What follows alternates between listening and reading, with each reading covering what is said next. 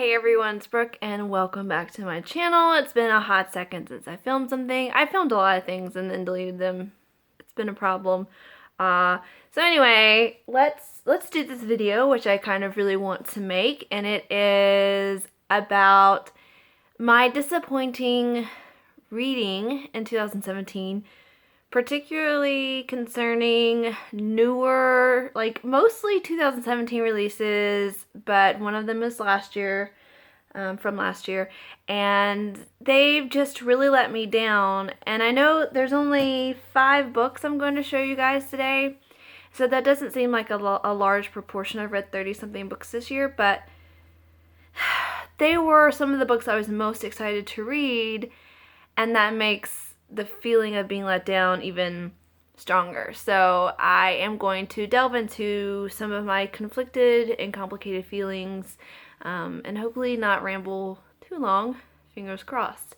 The first one is my only 2015 release, or 2016, I don't know what year we're in, forgive me, and that is The Mothers Bribe, Britt Bennett. And I think a lot of these books, I think hype plays into it, and that my expectations were really high and it just didn't meet them. And I think all of the reasons that I have for not liking these books are very personal, and there are a ton of great reviews for all of them, so I know that, you know, I'm not going to be doing any real harm in discussing how I felt, although I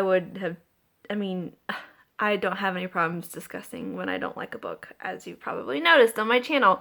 So I did a chat video where I did talk about some of the struggles I was having with The Mothers, and having finished it a while ago now and really had some time to think about it and read a lot of the commentary that took place in the Tournament of Books when this was up, and just all kinds of different reviews and people who agree with me and disagree with me, I stand by my conclusion that I just didn't think it was as accomplished as other people said.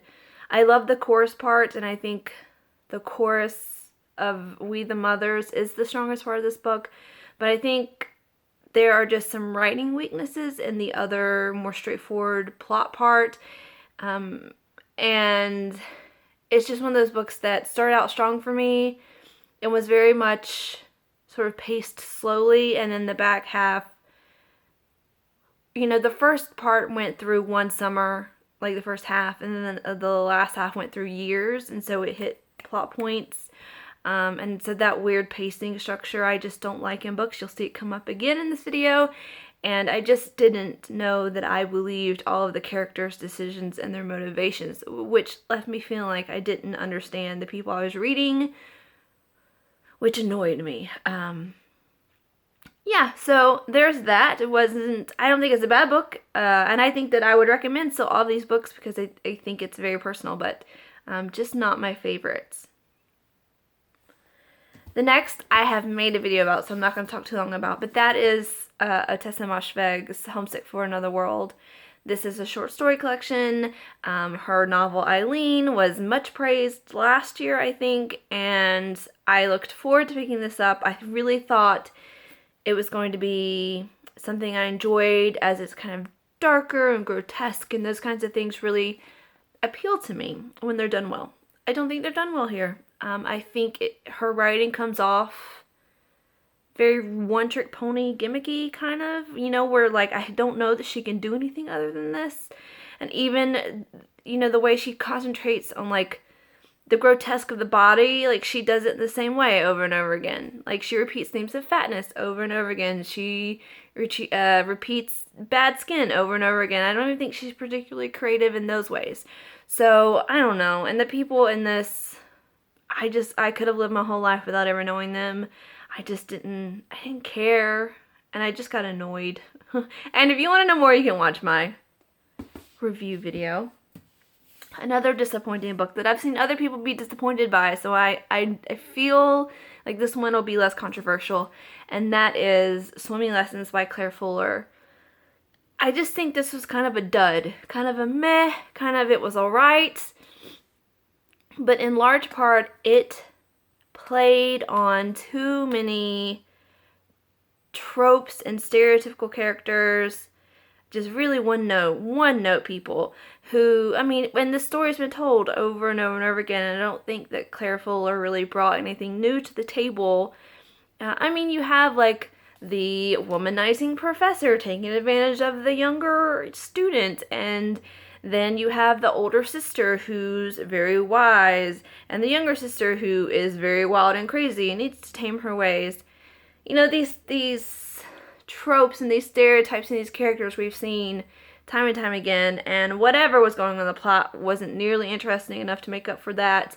The only part of this book that I liked was the depiction of, oh, see, I don't even remember her name, the mom who goes missing, Ingrid, yes, the depiction of her as a mother. The fact that it really didn't come naturally to her and it wasn't something that fulfilled her life. That idea of motherhood was really well done, I think. I think that was the most well done part of this. And I did like that depiction of motherhood. But other than that, just kind of a dud. And then 2 books I finished recently. And if you follow me on Twitter or Goodreads, you know that these books, I was struggling with one of them in particular for a very long time. And another one started out strong, but then kind of nosedived when I realized I just didn't think it was doing anything that great.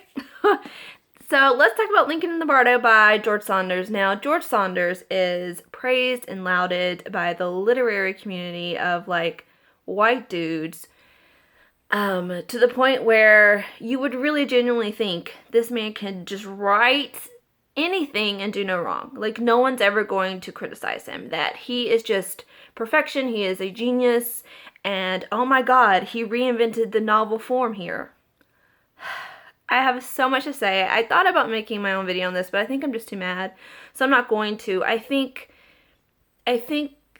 we praise George Saunders for doing something that lots of other people do, taking risks, writing weird fiction, all this kind of stuff, especially women do, and women do a lot of, and I think a lot of women do it better. But we talk about women's fiction in this realm as sort of whimsical or light, or just, you know, we don't give it the kind of literary genius weight that we're giving George Saunders. And I don't think that George Saunders is doing anything super impressive here. Sorry. People are like, oh, it takes a while to really understand. Look, it is written like a script or like a play. If you've read those things before, he didn't reinvent anything, I don't think. And writing something that's written in the script format, or, you know, that kind of just dialogue-y way, like we have, and calling it a novel and acting like that's something new, it's just strange. And I get really mad at the reviews about this, because they're like, literally you'll read a review, be like, oh, it's written like nothing you've ever read, and then the reviewer will go through a list of things that it reminds him of. Literally, Spoon River Anthology, Dante's Inferno, Shakespeare. It's so weird, like, you can't say it's like nothing you've never read before, and then go on and list all the things it's like that you read before. Like, the reviewers made me really angry. And like, I think a lot of the positive reviews for this book come from the audiobook, like, oh my God, there's a whole cast of characters of famous people, and it's amazing. And so a lot of the praise is for the audio performance. And I don't know that has any bearing on the actual written part of what's in this book. And I read this, I didn't listen to the audio, so I'm just, what's in this book is all I can judge it by. And I think that if this had been a performance piece, like if this had been meant to be performed on the stage and just owned its kind of identity as this performance piece, I could have gotten behind it a little harder. But as a novel, I don't think it works. You know, you have all these dialogue and the name of the person or the historical text that it might be coming from below, and none of that mattered. Like, I stopped reading the citations or the people's voices. It just, none of who was speaking actually mattered unless it was Willie or Lincoln. Other than that, who cares? And I think if you're writing in that structure where you have certain voices that are telling the story, and you are highlighting that in that hard of a way, I mean, literally, it's just dialogue, right? So that you obviously seem to think that's an important way to tell the story, and yet knowing who's speaking didn't matter to me at all, to the point where I just skipped it. And I think a lot of people did that. Was it purposeful then? I don't know. And then this idea that you have 3 of like ghosts speaking. You have 3 that speak the most, and their voices are completely identical. Like if you erase their names, you don't know who's speaking. They have as far as their like what happened to them is different, but their voices, their narrative voices are no different. And I didn't feel connected to any of the people in this book. And the thing is, there were really great moments here.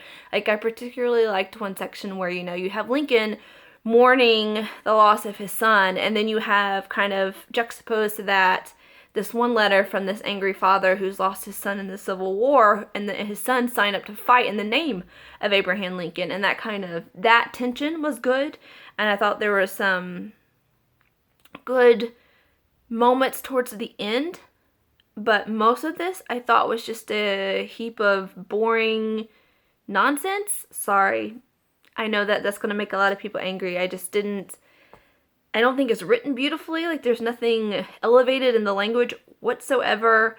And it made me angry, and I'm getting angry now, so I'm going to stop talking about it. And I've read Saunders before. I've read his short stories, and I didn't think they were like blow me out of the park great either. So I don't get it. That's what I'm saying. I don't get it. Lots of people get it. I don't get it. Finally, a book that took me over a month to read, like almost a month and a half pretty much at this point. But I finally just stayed up and read the last 80 pages last night. And that is Pachinko by Min-Jin Lee. And I think a lot of people have loved this too, and I get it. I think if you're looking for a particular kind of really long family drama, this could probably really fit the bill for you, especially if you want to learn more about Koreans in Japan, sort of the history of that. I think there's a lot of merit here. And I think this book starts off really promising. It's in 3 parts, and the first part is sort of slow and really character focused, and you only have like a small group of people you're focusing on, and you really get to know them, and it's the part that takes place in Korea. It's really well done, and I felt like the people she was creating gave this book a real heartbeat. But from the second part through the end, it just crashed and burned because the cast of characters gets too big, and the focus is shifting too much between them. Each chapter will skip like 2 to 3 to 5 years, so you're just hitting highlights, a lot like the Mothers did in the back half. And something in the building of the characters was lost, and the heartbeat of the book was lost for me. And I didn't know who I was supposed to be focusing on or who I was supposed to care about, because we were just hopping around all over the place, and these really huge things would happen to characters, and then she would just abandon them and go to something else in the very next sentence. And we never got to see the like intricate emotional fallout of some of these things, like character deaths and whatnot. And I just didn't understand it. It just really lost its steam. It became completely unfocused in the back half. And it's the reason why I think I love Homegoing, because Homegoing may not be a perfect book, but it stays focused, especially when you're telling, so many years and so many family generations of story. She stuck to her plan, and it was consistent, and she got in 25, 30 pages with every person and then got out, and you never expected more. Whereas this started so minutely focused and then just sort of snowballed into this plotty, unfocused mess where she just kind of couldn't. It's almost like she wrote the first part and realized that she couldn't write a 2,000-page novel about all the characters she wanted to write about, and she wanted them all to fit in here. So she just completely changed her path in the last 2/3 of the book. And that's a huge chunk of a nearly 500-page book. So I read it. It's readable. It just took me a really long time because I just ultimately didn't care. And I don't think there was any kind of payoff at the end that made me feel glad I sat with it that long, and this did slow down my reading quite a bit.